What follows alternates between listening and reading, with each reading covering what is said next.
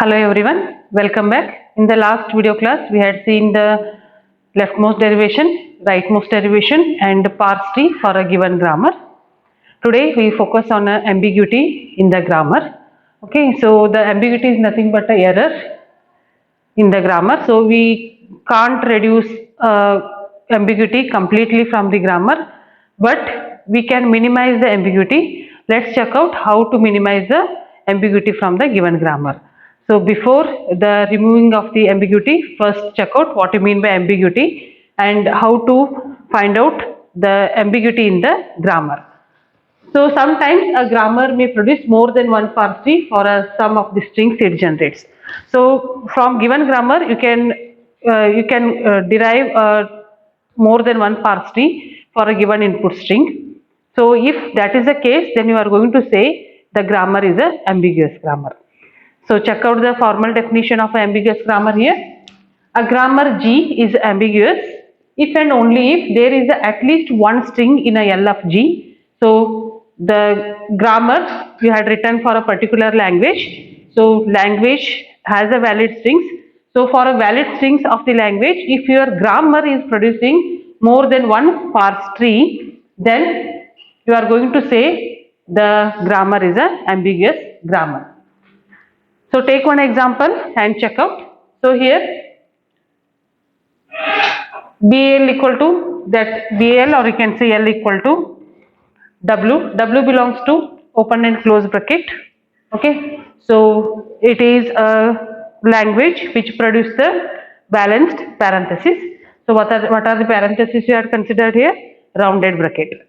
So these may occur 0 or any number times in the language. Okay. So the given grammar is, as we had seen in the previous video class, the given grammar for this language is S produces bracket S produces SS, or S produces epsilon.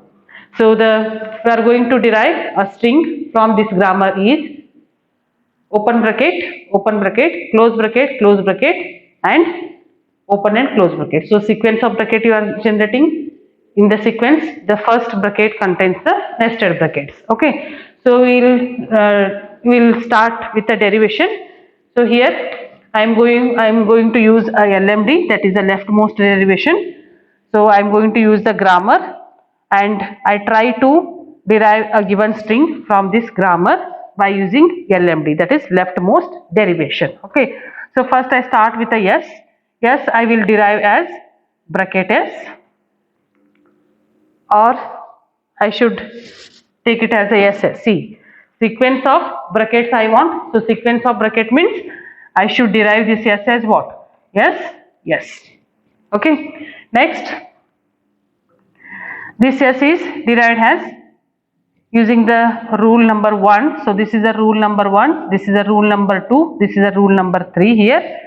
So according to the rule number 2, I derived S as a SS because I want a sequence of brackets. So for one S I can take a first bracket, for another S I can take another the second bracket. So I had derived S as a SS here.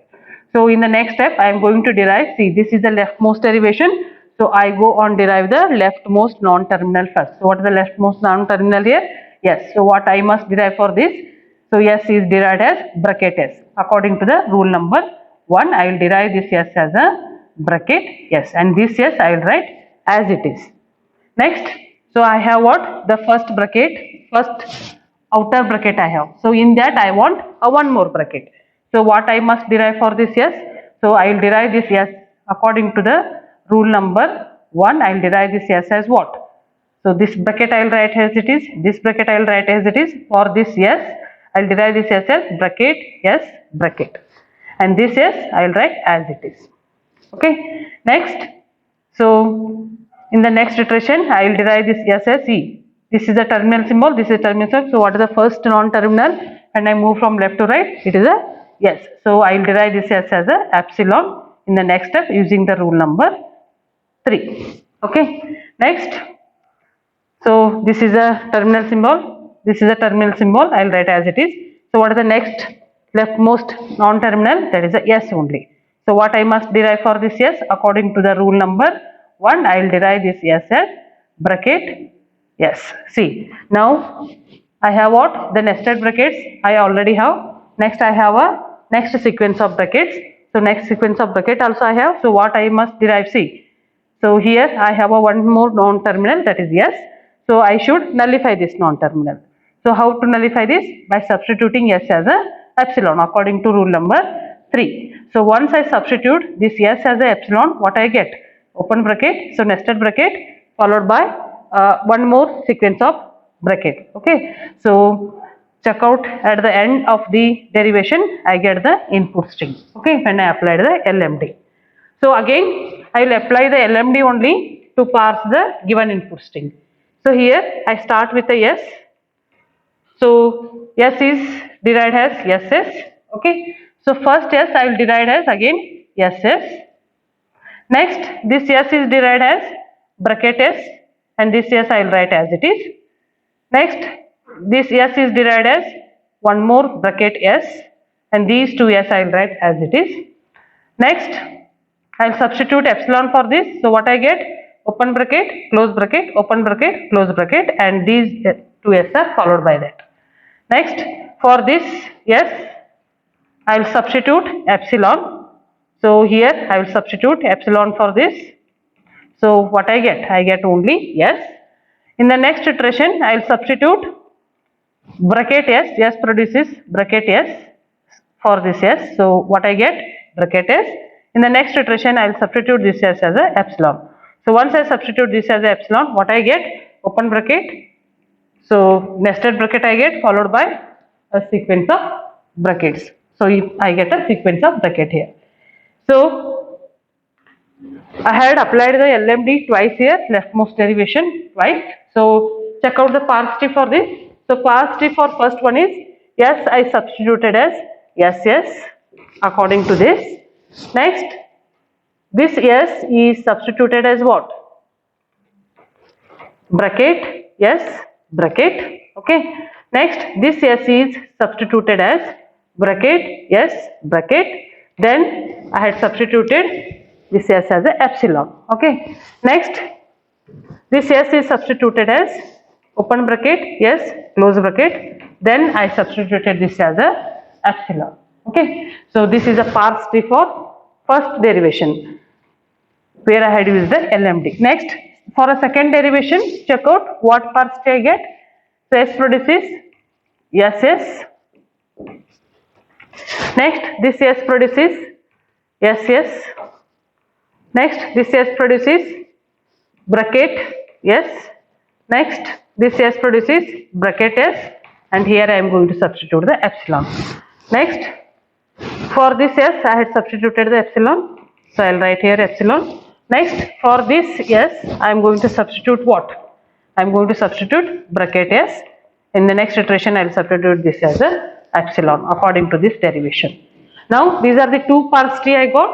Okay, check out whether these two parse trees are same. See here, how many nodes it has? Intermediate nodes 2. Next, how many intermediate nodes it has? It is only one. Here you have a 2. So these two parts, based on that I can say these two parse trees are different. Okay. So according to the definition of ambiguity, if you get a two parse tree for a same input, see what is the input you had accepted, that is the sequence of brackets. So for the sequence of bracket using this grammar, if you get a two different parse tree, then you are going to say the given grammar is an ambiguous grammar. So we will take one more example for this. Previous example I had proved that grammar is an ambiguous grammar by applying the leftmost derivation twice and constructing the parse tree for that. Okay, so after applying the leftmost derivation twice, if you get a two different parse tree for a same input string, then you are going to say the grammar is ambiguous grammar. Okay, so here consider the second example. So I am going to prove this grammar as an ambiguous grammar. Okay, so what is the given grammar here? Yes produces, it is producing a three productions here. The first production is ICTS, it is nothing but if condition then statement, if condition then statement, else statement, or X. So yes can be substituted by first production or a second production or a third production here, where X is the terminal symbol it is producing. In this I, T are the terminal symbols. Next, C can be substituted as Y. So I, T, E, X, Y are the terminal symbols here. Okay. Next, what input you are going to derive from this grammar? That is I, Y, T, I, Y, T, X, E, X. So this is the input that you are going to derive from the given grammar. Okay. So here I am going to take a combination of LMD and RMD, leftmost derivation and rightmost derivation. So I am going to apply LMD to derive the string. Then RMD I am going to apply. Then I am going to construct the parse tree. If I get a two different parse tree, then I am going to say the grammar is ambiguous grammar. Okay. So first start with the start symbol here. So what is the start symbol here? Yes is the start symbol. So yes can be derived as what? So I will take a first production, that is I, C, T, yes. Okay. Now the first input symbol is I. So I have a I here. Next C can be substituted to get the next input symbol. So what is the next input symbol here? Y is there. So what is the, when you move from left to right, what is the first symbol that you are going to derive? First non-terminal that you are going to derive is C. So here using the rule number, so this is a rule number 1. Okay. So this is a rule number 2. So using the rule number 2, I will derive this C as Y. So what I get? I, Y, T, S as it is I had written. So now I have what? I, Y, T, I, Y, T I have. Next, yes, I should substitute in such a way that I get I, Y, T, X, E, X. Okay. So here, what I must substitute for this yes? So shall I substitute it as a ICTS or ICTSES? So I will substitute this as a ICTSES. Okay. So this thing I will write as it is. Here I will write ICTSES. Okay. Next. Next, C. Now I have what? I, Y, T, I. Next, C I am going to substitute to get the next input, to accept the next input symbol. So what is the next input symbol? Y. So using the rule number 2, I will substitute this C as Y. Okay. Next, T I will write as it is. It is a terminal symbol. Next, S can be substituted to get what? X here. Okay. After T, the next symbol to accept is X. So check out, S can be substituted as X. Yes, it can be substituted as a X by considering the third production of S. So according to rule number 2, this S can be substituted as, this S can be substituted as X here. So now what I have? I, Y, T, I, Y, T, X. So this E is a terminal symbol. I will write as it is E. Then this S can be substituted to get the last input symbol, that is X. So according to S produces X, I will substitute this S as a X here. So what I get here? I, Y, T, I, Y, T, X, E, X. Okay. Next, I will apply the RMD for a same input symbol to derive the same input symbol. So first I start with the S only. Okay. So yes, see, when you see this input from right to left, what is the first symbol you get? X, and second symbol is E. So yes should be derived in such a way that you get the symbols which occurred from right to left in the input. Okay. So yes, so based on that, I'll derive this S as what? The first production or a second production I should consider. So I'll derive this S by considering the second production. What is that? I, C, T, S, E, S. Okay. Next. So this is the RMD. So I am moving from left to right. So what is the first symbol that you are going to derive? First non-terminal that you are going to derive? That is yes. So yes should be derived in such a way that I get a X. So considering S produces X, I will derive this S as a X. This E I will write as it is S, T, C, I. Okay. Next. So now I have what? X and E. What I want next? I want X, T, Y, I. Okay. So to get that, I will substitute this S as I, C, T, S. Okay. So this S as ICTS. So I will write in place of S ICTS. These two things I will write as it is, and ICT I will write as it is. Okay. So this ICT I will write as it is. EX I had written as it is. Next, this S is substituted as ICTS. Now I have a X, I have a E. What is the next non-terminal that I should derive? That is a S. To get what? X. So using the production S produces X, I will derive this as a X. So what I have? See, this S become a X here. So XE I had written as it is. For this S I had substituted a X. T I had written as it is. Next, what I want? I want Y for this C. So remaining thing I will write as it is. So in the next iteration, using C produces Y, I will substitute this C as a Y here. Next, remaining thing I have written as it is. Next, so what is the next non-terminal you are going to substitute? It is a C. So this C is substituted as Y again. So once I substitute that, what I get? I, T, this will be substituted as Y, and this is I.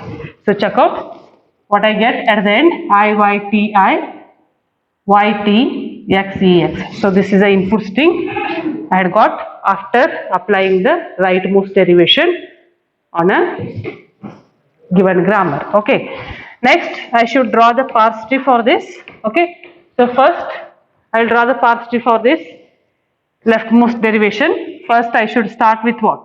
S. Then S is substituted as I, C, T, S.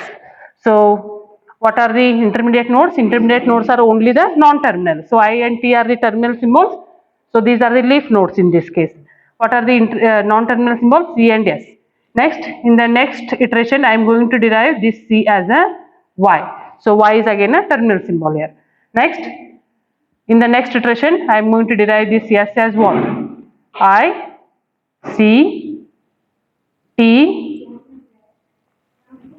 S, E, S, E, S.